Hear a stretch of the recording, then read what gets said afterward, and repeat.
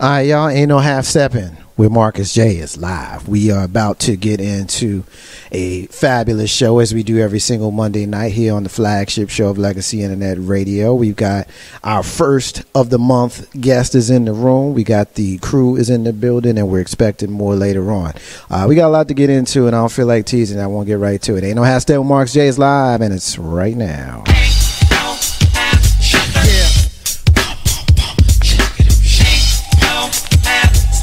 It's about that time. It's about that time to get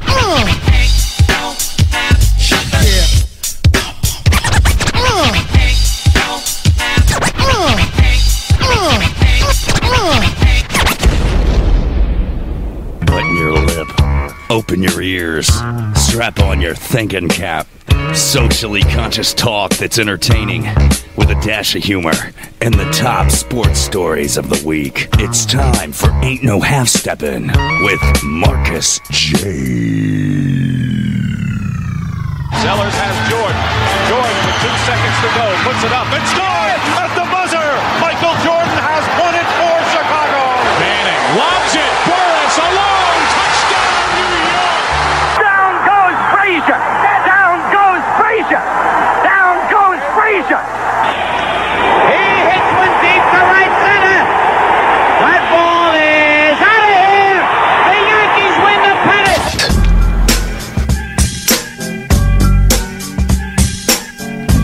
If they lying, then it must be half stepping. Ain't no half stepping with Marcus J is live in the building. Be down with us tonight. 804-402-2893 to be part of the flagship show.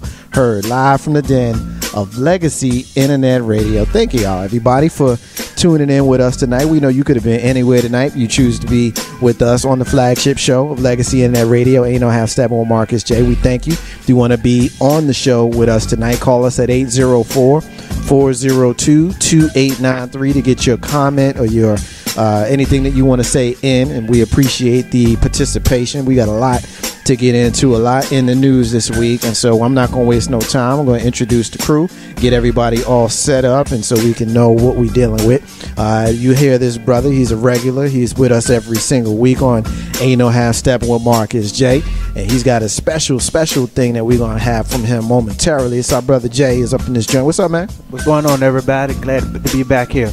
How you doing, man? You doing all right? Doing good, man. Long day, but I'm still here. I got an apology that I need to give to you. Okay. It's your first night as a official regular here to Ain't No Half Stepping with Marcus J. So first of all, thank you and congratulations. Thank you. For that. But my apologies to you because your first night as a regular coincides with the return of my brother sitting over there. Y'all hear him on the first Monday every single month. And y'all know him as Big Rube. Yeah. I said every single month on the first Monday, y'all hear him and y'all know him as Big Rube. Yeah. What's up, man?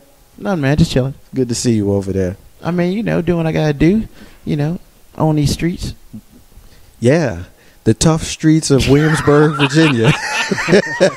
Why you gonna be hating on the streets of Williamsburg? The tough streets of Williamsburg. Yo, it's tough. It's hard out there for a dude with a different complexion. Yeah, single. well, I mean, it's hard for a brother with a different complexion, no matter where you are, man.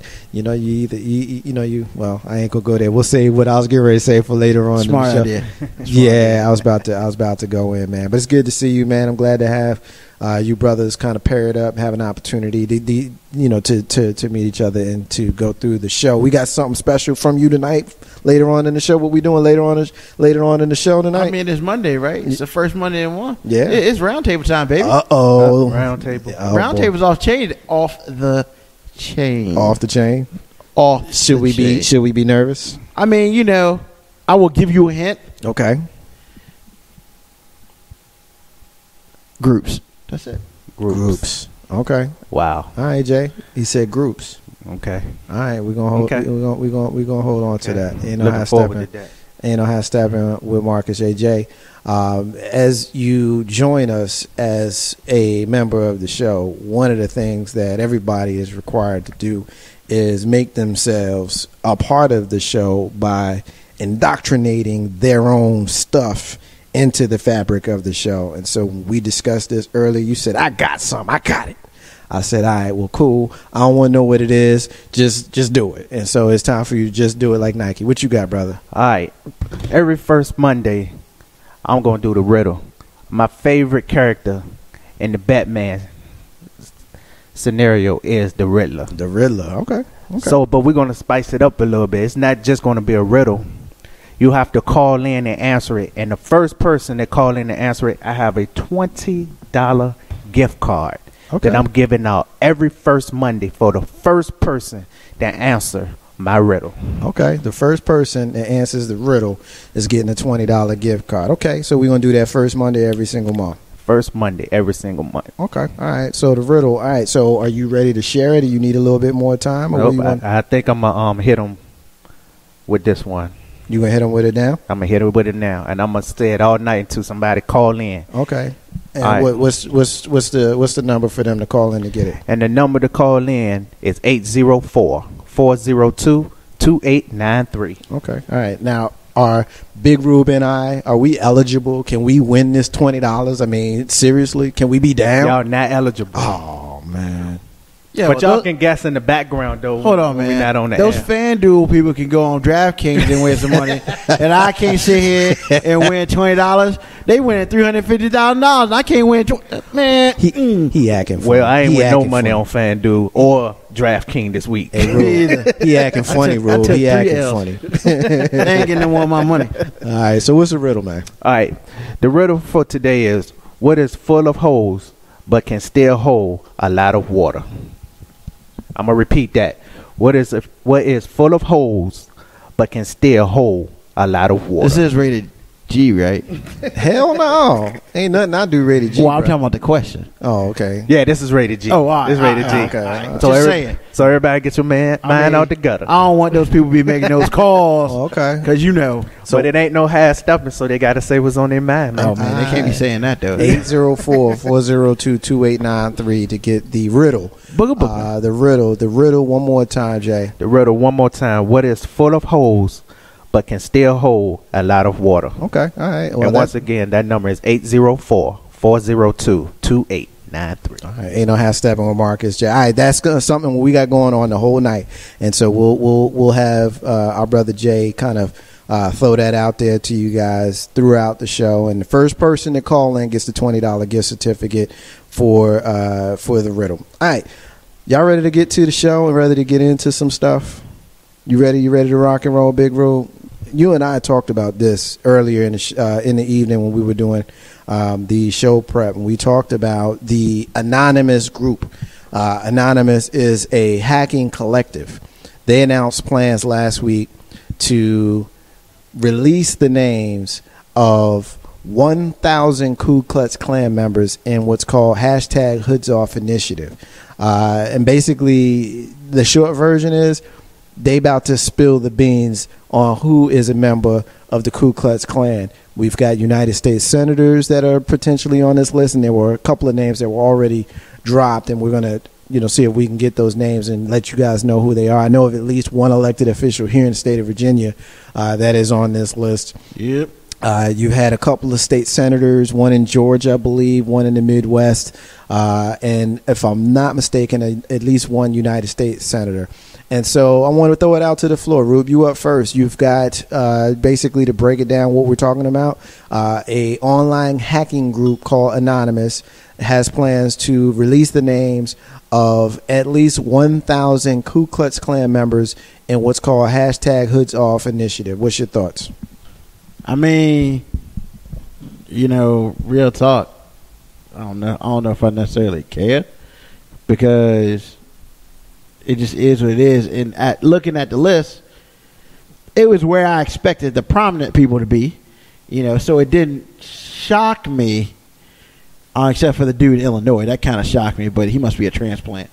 But I don't know if it shocked me. It was just one of those things where it's like, I mean, we talked earlier a little bit, and I'm not shocked that there was some high people like senators up in there. I'm not shocked.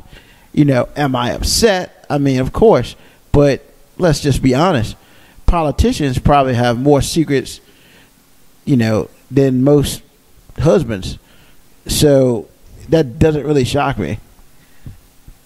Just my opinion.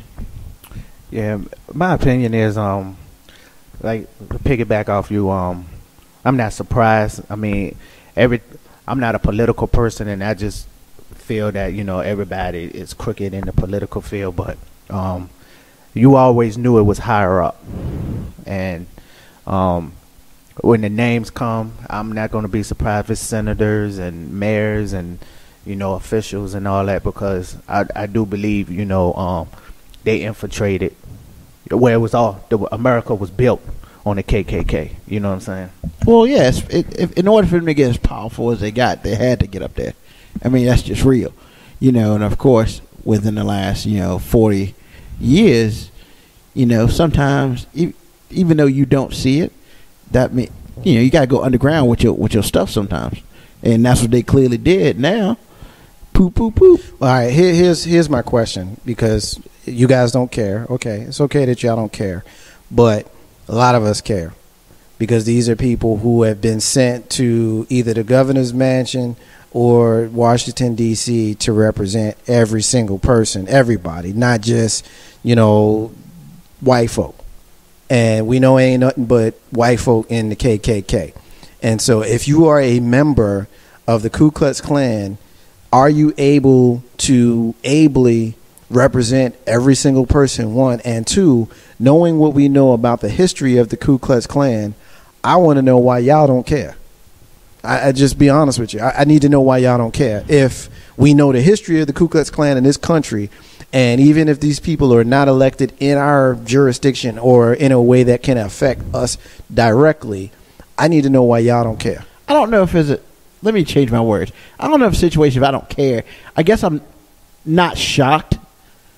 Because I would have, I have assumed that they would have somehow, gotten into the political ranks in a high manner. I remember, 20 years ago we had David Duke run for president. Right. So it doesn't shock me that we have members of the Ku Klux Klan in government, because realistically, I think we already knew that was already there. Especially when David Duke tried to run for president and got a little, he got a little steam, and then, you're one of the grandmasters. Mm-hmm. Yeah, I think I'm going to disappear in this little hole right now, so y'all can't find me no more. I mean, I think for me, that woke me up as far as realizing how deep this goes, and especially watching a special on PBS a couple months ago about how the Ku Klux Klan was in North Carolina and how that changed the way the government looks at the Ku Klux Klan. That really, once again, there is no, honestly, if your hate is that strong, there is no limit that I would think that you would go to get to where you want to get. So I would say for me, it's more of a situation I wasn't shocked to see. What are we going to do? Because, I hear you. What are we going to do? What are we going to do? What are we going to do? To be perfectly honest with you? Yeah, be honest with me. With the one dude in Virginia, he's not running for re-election. He's a mayor. He's not running for re-election anyway. He already expressed that like 6 months ago. So he's going to probably disappear. When's his term ending? Do you know? I believe it's in a couple days. Okay. Well, at the end of the year. Here's why I'm asking. Because if we're getting ready to get 1,000 names, then I don't know that the position that we should take is, well, we kind of knew they were there anyway. I don't think we should take that position, because now that we are, in some cases, know, and in other cases are about to know, my question is, we as the people, what are we going to do? Because the truth is, I don't know that I feel comfortable knowing that the police officer who could be pulling me over, or the district attorney who's going to be trying me, or the judge who's going to be judging me, or the senator who's going to be representing me is a member of a hate group. And I want you to know that that's what it is, listeners. It's a hate group. It is the oldest known hate group in this country. And they don't like black people. They don't like any minorities. They don't like Jewish people. They don't like nobody but Christian white people. But I guess to answer your question, what are we going to do? what can we do? Revolution. I mean, it ain't gonna be, the chance of it being a revolution up in this is small. But I mean, I'm just saying, legally, what can we do? I think if we, for once, and I say for once with my tongue placed firmly in my cheek, I think if we for once got together and actually decided that we were going to change something as opposed to just wearing out some shoes and marching, we actually decided we're going to actually do something. Like what? Like maybe call on the resignation, have a tight lobby as a tight group of people calling up the offices, calling up the news stations and asking, do you know that this dude is a member of the KKK? What do you think about that? Because I would guarantee you that a lot of people aren't having their ears to the ground like we are. Right. And so there are a lot of prominent and important people who will be outraged by this. And the more people that know, the more people that are outraged, the more likely something can happen. Now, if we take the attitude of it is what it is, nothing's ever going to change, then guess what? Nothing's ever going to change. But I guess the thing about it is, senators, yes. You can, unless you live in Texas. I mean, you probably are looking at probably having to drop a resignation soon, realistically. But let's just be honest, man. You're talking, let's say we have Mr. Caucasian policeman, who has had no blemishes on his record. He has not done anything to the point where it would seem like he would have caused an issue for himself, in a manner of color scheme as it goes. Would you say, I'm sorry, you're a cop? Yes, but you need I would, because we've seen people lose their jobs, black people, because they got dreadlocks. Okay? Yeah. We've had people lose their jobs because of their hairstyles. But that doesn't make it so two wrongs make it right? So you think that it's wrong to remove a police officer from the police force because he's a member of the Ku Klux Klan, a known hate group? No, it's not wrong. What do you think, Jay? I don't think it's wrong. I think when the names do come out, we do need, as black people, we do need to rise up and, as he said, get these people out of office and out of their positions. Is it just as black people, or is it something that I think the world should? I mean, like I said, it's a hate group. It's a hate group, and a hate group is a dangerous group. I think that it's outrageous when Sean Hannity can go on his show and compare the people who are a part of Black Lives Matter to the Ku Klux Klan. First of all, Black Lives Matter is a movement, not an organization. Exactly. And I don't know of any time where they have burned crosses, lynched people, broken windows, intimidated, or any of the like. And so I think that is absolutely outrageous to make that comparison, one. And two, I mean, I'm just scared to death as a black man to know that I can get pulled over for nonsense by a member of the Ku Klux Klan and end up in front of a member of the Ku Klux Klan on the bench. I mean, I think that's worthy of more than, we kind of knew that they were there. I mean, I'm not attacking you, Rube, but I think we need to discuss this a little bit more, man, because that's scary to me. You don't think that's scary to you?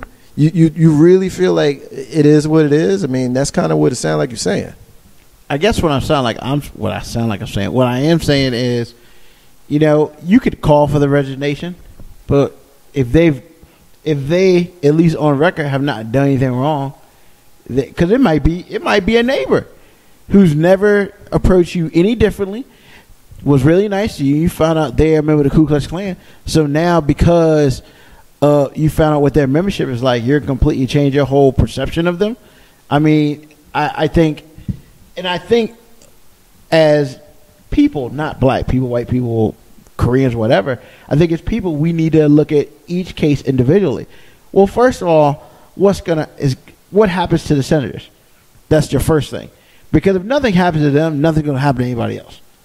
Because if your more prominent people are not going to face any type of ridicule or anything like that, then it's a waste of time with Joe Schmo on the street. I mean, such as the mayor in Norfolk. I mean, realistically, I saw that. I was like, I mean, I don't know if I was exactly shocked once again, but I can't say that I remember anything specific negatively that he has done. Do you not think that being a part of a hate group is negative enough?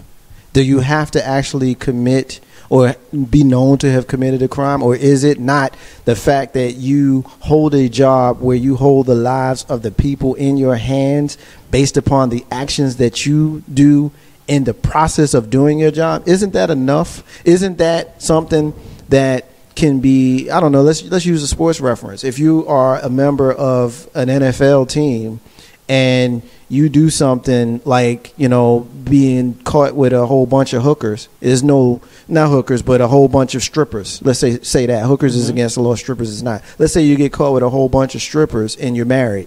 You didn't break no laws, but you're certainly going to end up with some sort of reprimand, and depending on your history, you might lose your spot on the roster, depending on what member of the roster you are. So there is history and precedent for you making poor choices, even though you haven't committed a crime, costing you your job. With that analogy laid in front of you, do you change your position at all? Do you think that it's okay to be a cop and a KKK member? I'll ask it to you point blank. I mean, that's just your opinion. My opinion is, I don't know, because they're lines. I mean, it's just one of those things where I don't know. I mean, and I'm not. I guess for me, I'm more playing devil's advocate. So I'm done playing devil's advocate, because devil's advocate has been played against us, and we always end up facing the devil. Well, what if they end up saying, what about people who used to be in the Black Panther Party? Do you really think that it's the same? Think about it. I'm not me, but as you made the reference between the KKK and Black Lives Matter, what's stopping somebody from doing the same? Yeah, but for those who don't know the Black Panther history, they'll be like, oh, they used to go and do bad things or whatever. For those who don't know, that's what they think. So you also have to be, now if you're going to be someone who's going to take the KKK police officer to task for his membership, and if someone wants to play that game, then you have to be well studied and well schooled and know what your next response is going to be. Because I can't think of anything KKK has done has ever been positive. That's just me personally. Now, if there's a person who is affiliated or has knowledge of the KKK and wants to tell me what they've done that's positive, call me at 804-402-2893 and we can talk about it. But I can sit here and I can give you a number of things that the Black Panther Party has done that was positive. How about the breakfast the breakfast program, and how about the protection of the neighborhoods, and how about exercising their rights to bear arms in protection of their own people and communities? How about the FBI with COINTELPRO knowing how important the Black Panther Party was and how they built up the neighborhoods? They specifically have, and it's in writing, you can look this stuff up, realizing that this was something that was supportive of our minority community, is what they called us, that they purposely destroyed the party. I don't see nobody purposely destroying the KKK. And I'll add one more thing to that. They've been conspicuously quiet over the last 30, 40 years, the KKK. You know why? Because they've been loud in the courtrooms, and they've been loud on the streets. They don't got to be loud burning crosses no more. They ain't got to do that no more. You know why? Because they traded in the white sheep for a black robe. That's why. You're not dealing with Jim Crow no more. You're dealing with James Crow Esquire now. And so that's the reason why you don't want him on the street as a cop. Well, and I understand that. Once again, I'm playing severe devil's advocate because that. But you know what? But that's the way it. Just like you said, old boy said what he said. He clearly was incorrect on that. But that don't make people with the Black Lives Matter and the KKK. But that doesn't mean, he was clearly wrong in that, whether he's educated or not. But he still said it. And you know what? For you knew that was wrong. I know that's wrong. But there are 30 people who may not know that's wrong. But you know what? There was a time where we as black people wasn't so damn mousy and silent. Yeah. You know what I mean? We got to get back to opening up our mouths and shouting what we know is truth and fact and right. You know what I mean? Like, we walking around saying, well, it is what it is, so I'm not going to worry about it. Or it ain't going to change, so I'm not going to try. You know what I mean? Like, come on, man. Like, for real. It makes a difference, man, when you speak. What did You Martin know Luther what I'm King saying? say? Ain't nothing gonna change. That's and Malcolm spoke so loud that they had to take him out. You know what I'm saying? So I mean, we can get back to that. We have to, man. Like, something got to change. I mean, we just seen the school incident with the police and the little girl, man. Like, the same thing, man. I'm glad you brought that up because that was where I was going next. And so, for those folks who have literally been living under a rock for the last week, tell us a little bit more about that incident. I didn't and what that actually is. look at the whole video or know what the whole outcome was, but far as I could see was this police officer came into the classroom and pretty much just manhandled this little young girl. It was a tough scene, and some people really took that to heart. I mean, the police officer got fired, but at the end of the day, is firing him enough? Right. You know what I'm saying? Just to kind of completely set it up, Jay and Rube, basically what it was a young 15-year-old girl, young black girl who was in the class, and allegedly she had her cell phone, wouldn't put it away. There was some that said that she was unruly in the class. There was some that said that she basically was silent. My personal opinion, what she was doing, just sitting there, doesn't really matter. She basically was not paying attention to what the teacher said. And when the teacher said, all right, it's time for you to go, she refused. And it ended up being a situation where the resource officer by the name of Ben Fields, who's also a police officer in South Carolina, came into the classroom, ordered her to leave. She refused.